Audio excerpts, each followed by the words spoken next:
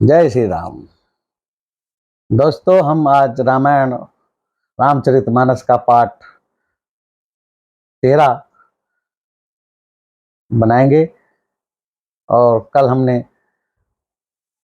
की वीडियो में हमने चर्चा कथा को सरयू नदी के तट पर विश्राम दिया। आज उससे आगे की कथा पे हम भगवान की कथा पे हम चर्चा करते हैं। भगवान राम ने देखा जब सारे लोग सो गए तो भगवान राम ने सुमित्र को जगाया और कहा कि सुमंत्र जी, चुपचाप हम तीनों को लेकर आप रात्रि में ही निकलिए और ऐसे इस तरीके से रथ चलाइए कि कोई पद चिन्ह बाकी ना बचे, क्योंकि अगर ये सारे प्रजावासी हमारे पीछे पीछे आ गए तब हम वन की यात्रा नहीं कर पाएंगे, हम वन नहीं जा पाएंगे। सुमंत्र जी ने भगवान की बात मानी और रथ में तीनों को सवार करके बहुत ही सुचारू तरीके से, बढ़िया तरीके से रथ को चलाया और गंगा पार, सरयू नदी के पार दूसरे प्रदेश में प्रस्थान किया।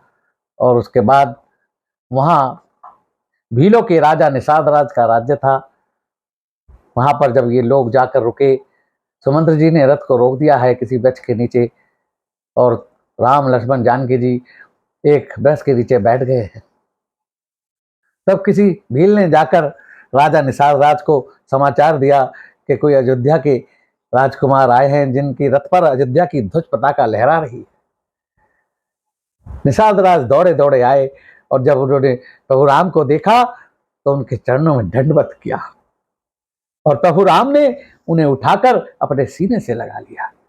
बोले, निषाद आप हमारे भाई हैं। निषाद कहने लगे, प्रभु मैं तो नीच जाति का हूं। लेकिन राम जी बोले कि मेरे लिए कोई नीच ऊंच नहीं होता, मैं सबको अपना मानता हूं। निषाद राज किसी टाइम में गुरुकुल में मिले थे उनको, और फिर निषाद राज जी उनको कहते हैं, चलो महाराज ये महल आपका ही है, आप महल में चलकर आराम कीजिए, विश्राम कीजिए। बोले, नहीं, हम तो यहीं, क्योंकि हमने किसी भी नगर में हमारा प्रवेश वर्जित है, हम केवल वन में रह सकते हैं, तो हम केवल आज यहाँ नदी के किनारे ही आपके वन प्रदेश में ही रहेंगे, नगर में हम नहीं आ सकते। तो लक्ष्मण जी और सीता जी को भेज दो। बोले, नहीं, वो कहने लगे, लक्ष्मण सीता जी कहने लगे, भाई हम तो प्रभु के साथ ही रहेंगे, हम नहीं रह सकते। तो राम जी सीता जी विश्राम करने लगते हैं। निषाद राज जी कहते हैं, जब उनको सारी कथा पता चलती है कि भाई कैकेयी बड़ी निर्दयी है जिन्होंने राम जी को सुख के टाइम में दुख दे दिया, तब लक्ष्मण जी कहते हैं, निषाद जी ये आप गलत कह रहे हैं, कोई सुख दुख नहीं दे सकता, ये सब अपने कर्म का फल होता है, कोई किसी को सुख दुख नहीं देता। आप मेरी कैकेयी माता को व्यथा दोष ना दें। और फिर रात को लक्ष्मण जी और निषाद राज जी की चर्चा चल रही होती है, तो वहीं सारी चर्चाएं चलती हैं कि भाई कहाँ कहाँ राम जी गए, कहाँ गए, किस तरह विवाह हुआ, किस तरह अहिल्या को उन्होंने पैर से छू दिया था। तो वहीं दरवाजे के बाहर उस दिन केवट पहरा दे रहे थे। तो केवट को समझ बात आई कि नहीं आई। केवट को ये लगा कि भाई इनके पैर की धूली से एक पत्थर नारी बन गई तो इनके पैर में जरूर कोई जड़ी बूटी है और ये तो ब्रह्म है। उनको समझ आ गया और अगले दिन सुबह सुबह केवट निषाद राजा के पास पहुंचा और कहने लगा कि प्रभु, मेरा आप पे कुछ वरदान है, या आपने कुछ वादा किया था, आज मैं वो मांगना चाहता हूँ। निषाद राजा बोले, बताओ बताओ क्या चाहिए। देखिए, चाहिए क्या प्रभु, बस कल भगवान ने गंगा के उस पार उतरना है, तो आप डुगडुगी भिजवा दीजिए कि वहां केवल कल मेरी नाव रहनी चाहिए, बस भगवान को मैं ही पार, दूसरी पल्ली पार पहुंचाऊंगा। केवट ने कहा, ठीक है, आप डुगडुगी सुबह ही बजवा देंगे, अभी बजवा देते हैं। और डुगडुगी बजवा दी गई कि भाई कल गंगा के घाट पे कोई भी नाविक मिलना नहीं चाहिए, केवल केवट की नाव ही रहेगी। सब नाविकों ने अपनी नाव इधर आधर कर दी। अब सवेरा हुआ, प्रातःकाल हुआ, तो राम जी निषाद राज से बोले कि राजा जी, निषाद जी, हमें, निषाद भैया, हमें पार उतरना है, आगे वन प्रदेश में जाना है। निषाद जी कहने लगे, वो ठीक है, चलो गंगा किनारे। तो गंगा किनारे पहुंचे। यहां पर राम जी ने निषाद राज को कहा कि सुमिंद्र जी को कहा कि आप यहीं से वापस जाइए, अब हम आगे आपको नहीं ले जाएंगे, और हम पिताजी से कहिए कि 14 वर्ष का वनवास काट कर हम वापस अयोध्या आएंगे और पिताजी को जब भी मिलेंगे। सुमंत जी बड़े बिलक बिलक कर रो रहे हैं कि मैं कौन से मेरे पाप का ऐसा उदय हो गया है जो मुझे ये घड़ी देखनी पड़ रही है कि मेरे राम से मेरा वियोग हो रहा है। घोड़े भी झटपटा रहे हैं रथ के। उधर निषाद राज के साथ राम और लक्ष्मण सीता जी के सहित गंगा के किनारे पहुंचते हैं। राम जी कहते हैं लक्ष्मण से कि भैया, आज ये नाव की व्यवस्था मैं देखता हूं, आप जरा शांत रहना। क्योंकि राम जी को पता है कि ये केवट कौन है।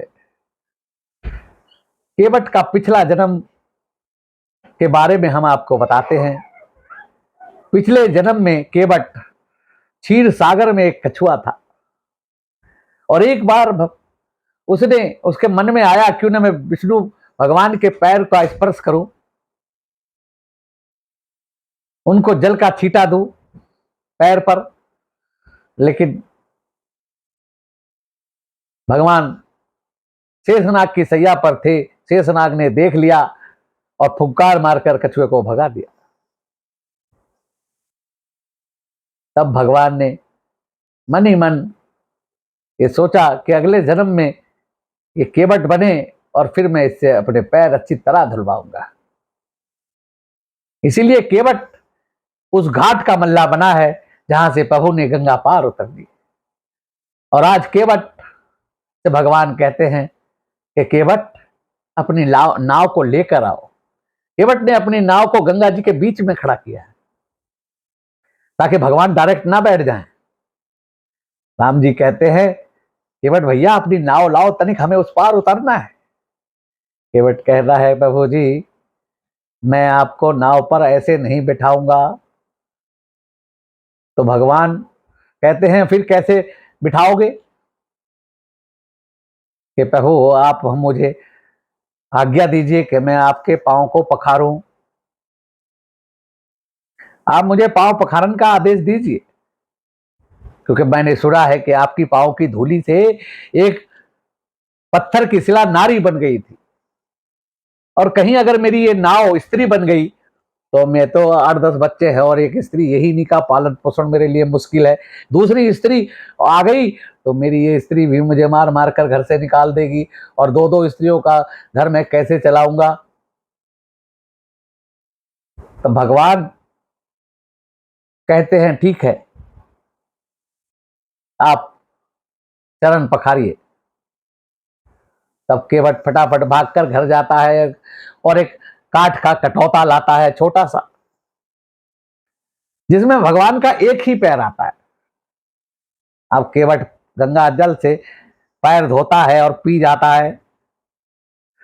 साथ में अपने बहु बच्चों को भी लाया है, उनको भी दूसरा एक पांव धोया तो वो भगवान ने कहा दूसरा पैर रखो। भगवान का दूसरा को कहा कि दूसरा पैर रखो, दूसरा पैर धोया। भगवान ने कहा, केवट ने कहा, प्रभु इसमें फिर रेती लग गई, मिट्टी लग गई, आप इसको रखो। इस तरह केवट 3-4 बार पी गया। अब केवट, भगवान कहते हैं, भाई कितनी बार धोगे? कि प्रभु, अभी ये जो बच्चे बैठे हैं इनको भी तो चन्नावेद चाहिए। तो एक बार धोकर बच्चों को पिला दिया, एक बार धोकर पत्नी को पिला दिया। अब कहने लगा, प्रभु ये गांव वाले मुझे छोड़ेंगे नहीं, कि सारा चन्नावेद तो खुद ही अपने परिवार को पिला लिया, हमारा क्या? भगवान ने कहा, ठीक है, एक बार और धो के इनको भी बांटो। अब केवट भगवान की तरफ देखता है। लक्ष्मण जी कहते हैं, अब लेके चलो। केवट कहता है, प्रभु अभी एक बार और धोऊंगा। भगवान कहते हैं, ऐसा क्यों? केवट कहता है, आपसे पहले भी कोई पार उतरने के लिए खड़े हैं। भगवान कहते हैं हमें तो कोई दिखाई नहीं देता, आप कह रहे हो कोई खड़े हैं। कि भगवान मेरे कुल के 7 पीढ़ी के पितर पार उतरने के लिए खड़े हैं। जब तक मैं उनको आपके पांव का चरणामृत न अर्पण कर दूं, तब तक वो कैसे पार उतरेंगे। उसके बाद ही मैं आपको पार उतारूंगा। और केवट एक बार और प्रभु के पैर छूता है और वो अपने पितरों का नाम लेकर तर्पण कर देता है।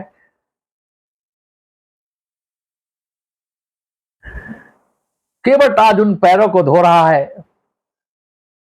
राम चरण सुखदाई, जिन चरणों से निकली सुरसरी, जिन चरणों से निकली सुरसरी, शंकर जटा समाई, भजो रे मन राम चरण सुखदाई।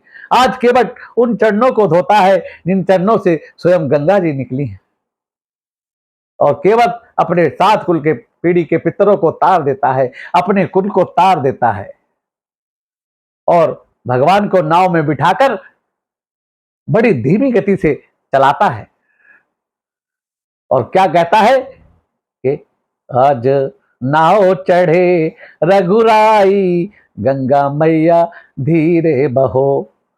आज नाव चढ़े रघुराई, ए गंगा मैया धीरे चलो। मेरी नाव में बैठी सीता माई, ए गंगा मैया धीरे चलो।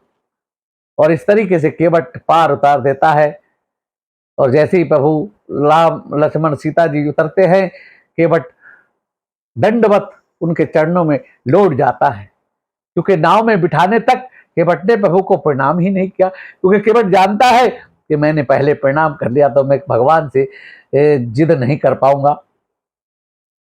अब भगवान सोचते हैं इसने इतनी गरीबी बताई है और हमें पार उतारा है, अब इसे कुछ ना कुछ तो देना चाहिए। भगवान देखते हैं उनके वस्त्रों में कोई जेब ही नहीं है।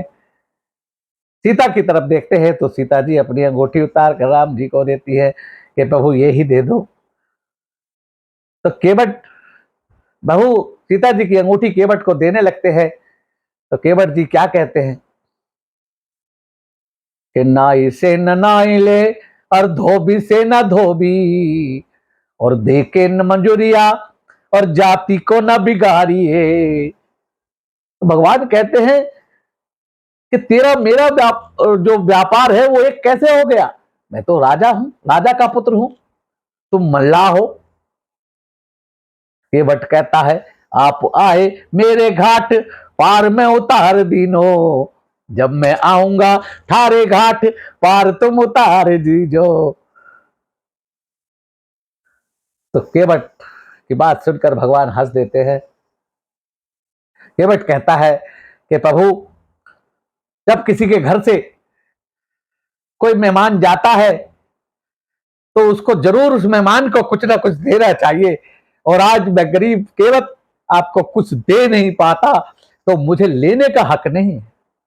हाँ प्रभु, जब आप वनवास से वापिस आएंगे और मैं आपको नाव में बिठाकर इस पार छोड़ूंगा तो जो भी आप देंगे मैं झोली पसार के ले लूंगा। भगवान केवट की बात से बहुत खुश होते हैं, बहुत आशीर्वाद देते हैं और निषाद राज के साथ आगे के लिए प्रस्थान करते हैं। और आगे भगवान चलते चलते प्रयागराज पहुंच जाते हैं। वहां प्रयागराज पहुंचकर अब केवट निषाद राज को भगवान कहते हैं अब आप लौट जाओ, अब आगे की यात्रा हम तीनों करेंगे। आज हम कथा को यही विश्राम देते हैं। सियावर रामचंद्र की जय। भाइयों, आज की वीडियो आपको पसंद आए, भक्ति का आनंद आए तो इसको सब्सक्राइब, लाइक करना, बेल आइकन के बटन को जरूर दबाना। सभी भक्तों की जय हो, सभी का कल्याण हो। जय जय श्री राम।